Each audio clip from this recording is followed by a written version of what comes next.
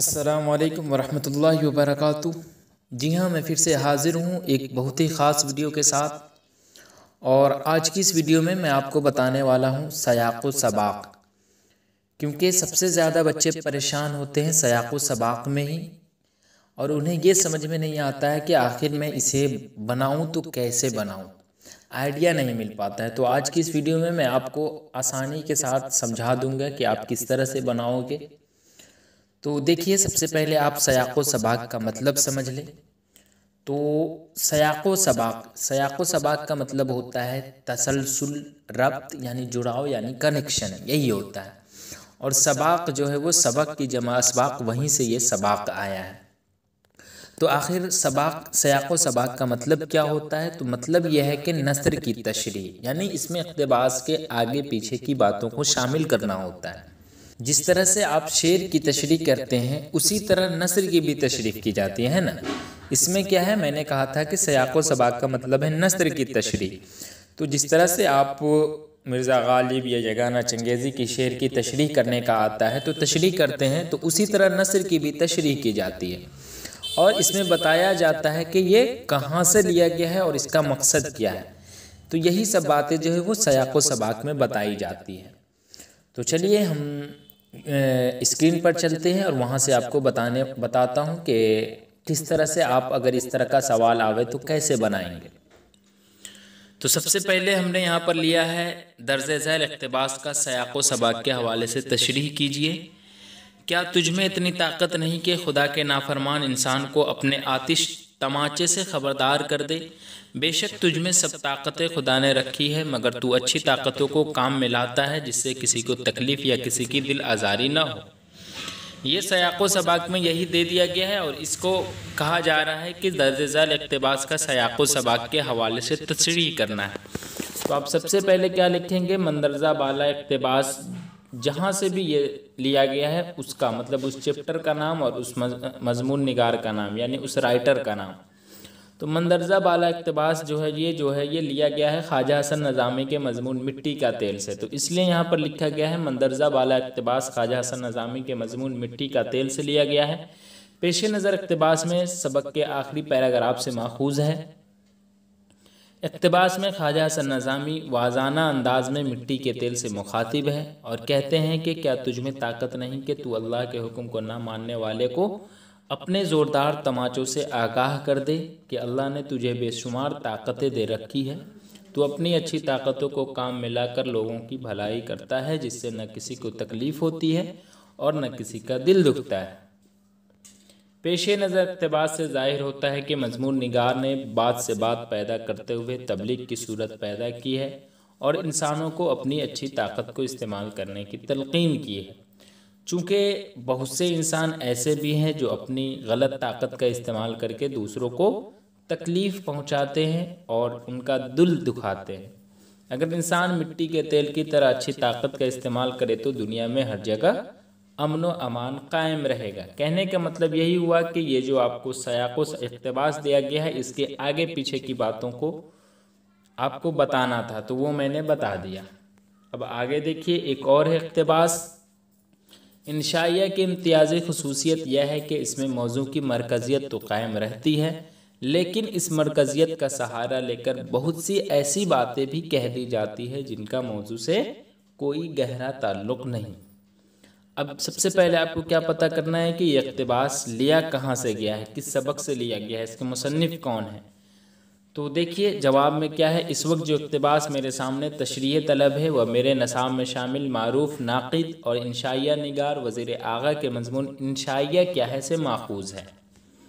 पेश नज़र इक़्तिबास में मज़मून निगार इंशाइया निगार कह लें, मज़मून निगार इंशाइया की इम्तियाज़ी ख़ुसूसियत का ज़िक्र करते हुए कहते हैं कि इम्तियाज़ी ख़ुसूसियत यह है कि इसमें मौज़ू की मरकज़ियत को कायम रखते हुए और उस मरकज़ियत का सहारा लेकर बहुत सी बातें ऐसी कह जाता है जिसका नफ्स मौज़ू से कोई गहरा ताल्लुक़ नहीं होता।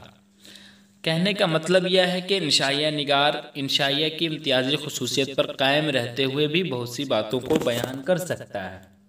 तो यही चीज़ें हैं इस इक़्तिबास का आगे पीछे की बातों को ज़िक्र करना था, तो वो मैंने ज़िक्र कर दिया।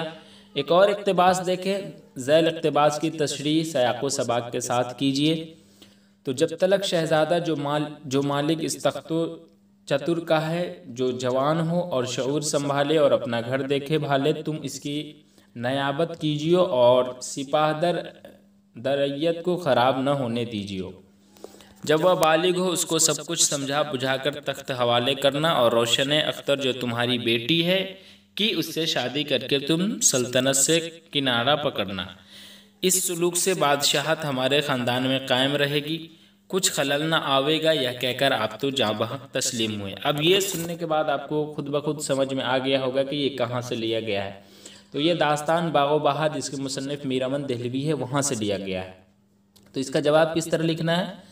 यह इक़्तिबास मीरामन देहलवी की दास्तान बागो बहार के किस्से सैर चौथे दरवेश से लिया गया है। इसमें बादशाह मरने से पहले अपने भाई यानी शहज़ादे के चचा को वसीयत करता है कि शहज़ादा चूँकि अभी छोटा और नाबालिग है, इसलिए उसके जवान होने तक हुकूमत का काम काज आपको संभालना होगा, और जब शहज़ादा जवान होगा तो तख्तो ताज उसके हवाले कर देना और अपनी बेटी रोशन अख्तर की शादी शहज़ादे से करवा देना और ख़ुद हुकूमत से किनारा कशी इख्तियार कर लेना। ऐसा करने से हमारी बादशाहत की यह ख़ानदानी रवायत कायम रहेगी और इसमें कुछ खलल नहीं आएगा। अपने भाई को यह वसीयत करने के बाद बादशाह वफ़ात पा जाता है। तो यही चीज़ें आपको लिखना था। एक और इक़्तिबास है कि ज़ैल इक़्तिबास का सयाक़ो सबाक़ के हवाले से तशरीह कीजिए। मेरी दुकानें सुख्न में एक ही तरह की जिन्स नहीं रहती, लेकिन आपके लिए कुछ निकालता हूँ तो एहतियात की छलनी में अच्छी तरह छान लिया करता हूँ ताकि किसी तरह की सियासी मिलावट बाकी न रहे। ये क्वेश्चन ज़रूर आ सकता है क्योंकि मौलाना अबुल कलाम आज़ाद का 3 जो ख़त पढ़ना है उस तीनों ख़त में से एक ख़त ज़रूर आ सकता है, आप एग्ज़ाम देंगे तो एक ये ख़त है।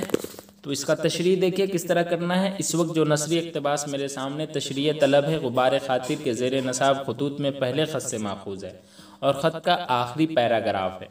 इक़्तिबास के इस हिस्से में मौलाना आज़ाद अपने मकतूब इलाही सिद्दीक़ मुकर्रम को बराह रास्त मुखातिब करते हुए कहना चाहते हैं कि मैं आपको खतूत में जो कुछ लिखना चाहता हूँ वह एक सियासी लीडर की हैसियत से नहीं बल्कि एक मुखलिस दोस्त की हैसियत से लिखता हूँ।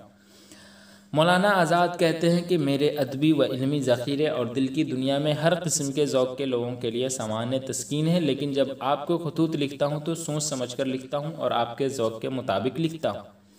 तमाम जुमलों को एहतियात से छानबीन कर वही अल्फाज व जुमले लिखता हूँ जो आप पर बार न हो। साथ ही यह भी ख्याल रखता हूँ कि जुमलों में सियासी ख्यालात की आमेदिश न हो। तो इस तरह से ये मौलाना अबुल कलाम आज़ाद का 3 खतूत पढ़ना है। इसमें से पहला ख़त जो है उससे ये इक़्तिबास लिया गया है, तो हो सकता है ये आपके एग्ज़ाम में पूछते। एक और इक़्तिबास है, ज़ैल इक़्तिबास का सयाक़ो सबाक़ के हवाले से तशरीह कीजिए। यहाँ पर है, यहाँ अहाते के अंदर एक पुरानी कब्र है, नहीं मालूम किसकी है, जब से आया हूँ सैकड़ों मरतबा इस पर नज़र पड़ चुकी है।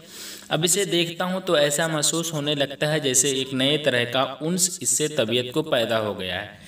कल शाम को देर तक उसे देखता रहा और मुतम्मिम बिन नवैरा का मरसिया जो उसने अपने भाई मालिक की मौत पर लिखा था बेख्तियार याद आ गया। इस इक़्तिबास का सयाक़ो सबाक़ के हवाले से तशरीह करना है। तो देखिए इस वक्त जो इक़्तिबास मेरे सामने तशरीह तलब है वह गुबार खातिर के ज़ेर नसाब खतूत के तीसरे ख़त से माखूज़ है, समझे। यह ख़त का आखिरी पैराग्राफ है। इस इक़्तिबास में मौलाना आज़ाद ने अपनी बीवी ज़ुलेखा बेगम की मौत को गोया नसरी मरसिया के तौर पर बयान कर दिया है। इस इक़्तिबास के पस मंज़र में अपनी बेगम से मौलाना आज़ाद की जुदाई के जज्बात है। ख़त में ज़ुलेखा बेगम की मौत का और अपनी तवील रफ़ाक़त का तज़किरा करते हुए इस इक़्तिबास पर ख़त को ख़त्म किया गया है। पुरानी कब्र का तज़किरा गोया अलामत है ज़ुलेखा बेगम के कब्र की, जिसको देखकर मौलाना आज़ाद को अपने बेगम की याद शिद्दत से आने लगती है और कब्र से उनसियत का मतलब ज़ुलेखा बेगम से देरीना मोहब्बत का इजहार है। इस तरह कब्र का तज़किरा करते हुए अरबी मरसिया मुतम्मिम बिन नवैरा के एक मरसिये का तज़किरा करते हैं। तो ये तो हो गया तीसरा खतूत जो है उससे ये पैराग्राफ लिया गया था। अब एक और इक़्तिबास होगा, वो आप देख रहे हैं यहाँ पर कि एक मुद्दत से जिस चीनी चाय का आदी हूँ वह वाइट जैस्मिन कहलाती है, यानी यास्मीन या ठेठ उर्दू में सौंफ कहते हैं। गोरी चंबेली, इसकी खुशबू जिस कदर लतीफ़ है इतना ही कैफ़ो तंदो तेज़ है। रंगत की निस्बत क्या कहूँ, लोगों ने आतिश सयाल की ताबीर से काम लिया है, लेकिन आग का तख़ील फिर अर्जी है और इस चाय की अलवियत कुछ और चाहती है। मैं सूरज की किरणों को मुट्ठी में बंद करने की कोशिश करता हूं और कहता हूं कि यूँ समझिए जैसे किसी सूरज को किरणें हल करके क्या है बलूरैन फंजान में घोल दी हूँ। इस इक़्तिबास का अब आपको सयाक़ व सबाक़ के हवाले से तशरीह करना है। तो देखिए, पेश नज़र इक़्तिबास मौलाना आज़ाद के ख़ुतूत के मजमूआ गुबार ख़ातिर के दूसरे ख़त से लिया गया है। पहले और तीसरे का मैं ऊपर बता चुका हूँ, ये दूसरे ख़त से लिया गया है और ये ख़त के दरमियान का इक़्तिबास है। दरमियान का मतलब बीच का इक़्तिबास है। इस ख़त में अमूमन चाय और उसके तमाम अक़साम और चाय नोशी के ज़ौक़ और उसके तमाम मुतल्लक़ात पर मौलाना आज़ाद ने तफसीली रोशनी डाली है। खुसूसन इस इक़्तिबास में मौलाना आज़ाद ने अपनी पसंदीदा चाय वाइट जैस्मिन की सारी खुसूसियत को बयान कर दिया है। मौलाना आज़ाद लिखते हैं कि मैं मुद्दत से चीन की जिस चाय का आदी हूँ वह दरअसल वाइट जैस्मिन या सफ़ेद यास्मीन होता है। तो इस तरह से और भी आगे देखें, जिसे रोज़मर्रा की उर्दू में गोरी चहत्ती भी कह सकते हैं। इस चाय की खुशबू जिस कदर लतीफ़ है उसी कदर उसकी कैफियत तेज़ो तंद भी है। इसके नस्ल की बात कीजिए तो इसे आतिश सयाल का नाम दिया जाता है, लेकिन आग का तस्वुर तो ज़मीनी है। चाय की बुलंदी कुछ और नाम चाहती है। इसकी मिसाल ऐसी है कि सूरज की किरणों को मुट्ठी में बंद करना चाहता हूँ और यह कहता हूँ कि जैसे सूरज की किरणें किसी साफ शफाफ चाय की प्याली में डाल दी जाए। तो इस तरह से ये सयाक़ व सबाक़ के हवाले से मैंने कुछ बताया है। उम्मीद है आप समझ रहे होंगे। अब आगे कुछ और भी देखता हूँ।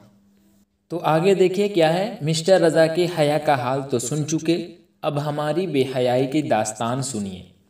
मेरी सरफ़ो नहू बहुत कमज़ोर थी और कमज़ोर क्यों न होती, शुरू किए हुए कई दिन हुए थे।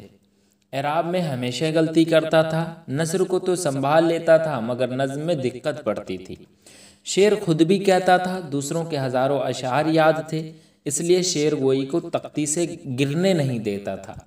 मियाँ दानी की हालत उसके बिल्कुल बरअक्स थी, यानी उल्टा थी। वह अराब की गलती न करते थे मगर शेर को नस्र कर देते थे। सकते तो क्या झटके पड़ जाते थे। मौलवी साहब हम दोनों के पढ़ने से जुज़ बजुज़ हो जाते थे। तो अब सबसे पहले ये इक़्तिबास कहाँ से लिया गया है? तो सबसे पहला सबक जो है वो नज़ीर अहमद की कहानी वहीं से लिया गया है।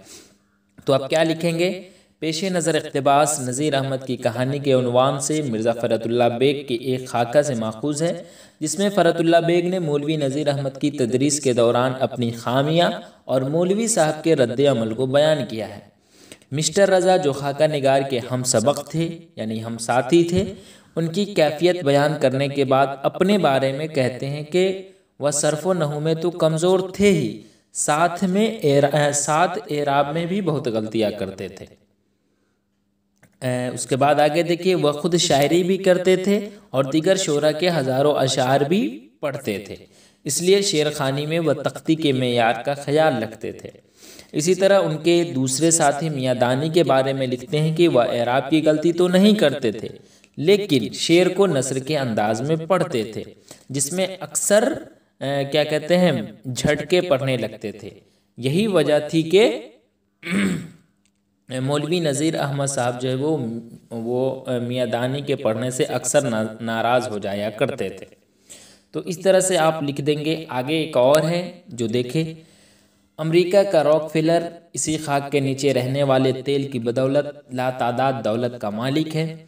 यही तेल दूसरे ममालिक के हाथ में रहने के बास हिंदुस्तान की दौलत गैरों को बांट रहा है। यही तेल दुनिया की तमाम कल कारखानों में काम आता है। यही वह चीज़ है जिसके बल पर दुनिया की मशहूर सवारी मोटर कार ज़मीन पर दौड़ती है। तो अब इसका सबसे पहले ये आप पढ़ें, मिट्टी का तेल। मिट्टी का तेल का जब जिक्र आया और रॉकफेलर का जिक्र आया तो आप समझ गए होंगे कि ये दूसरा मजमून जो है वो ख्वाजा हसन नज़ामी का मिट्टी का तेल वहीं से लिया गया है। तो आप लिख देंगे, पेश नज़र इक़्तिबास ख्वाजा हसन नज़ामी के शामिल नसाब मजमून मिट्टी का तेल से माखूज़ है या लिया गया है। इस इक़्तिबास में मिट्टी के तेल यानी किरोसिन तेल की आलमी सतह की अफादियत पर रोशनी डाली गई है। चुनांचे अमेरिका का एक ताजिर रॉकफेलर के बारे में मजमून निगार फरमाते हैं कि इसने इसी मिट्टी के तेल की बदौलत बेशुमार दौलत हासिल कर लिया और यही तेल दूसरे ममालिक के हाथों में रहने की वजह से हिंदुस्तान की दौलत से गैर ममालिक के लोग मिट्टी के तेल से फ़ायदा हासिल कर रहे हैं। यह तेल आलमगीर सतह पर तमाम मशीनों में इस्तेमाल किया जाता है और इसी तेल की बदौलत दुनिया की मशहूर सवारियाँ आज ज़मीन पर दौड़ती फिर रही हैं। तो इस तरह से आपको लिख देना है। जब भी सयाक़ व सबाक़ से सवाल आए, सबसे पहले आपको पता करना है कि ये कहाँ से लिया गया है। तो आपको 2 लाइन तो यही हो जाएगा कि पेश नज़र इक़्तिबास जहाँ से लिया गया है, जिस मज़मून से है या जो अफ़साना से है या जो दास्तान से है, उसका नाम और उसके मुसन्निफ़ का नाम लिख देंगे और उसके बाद उसके बारे में लिख देंगे।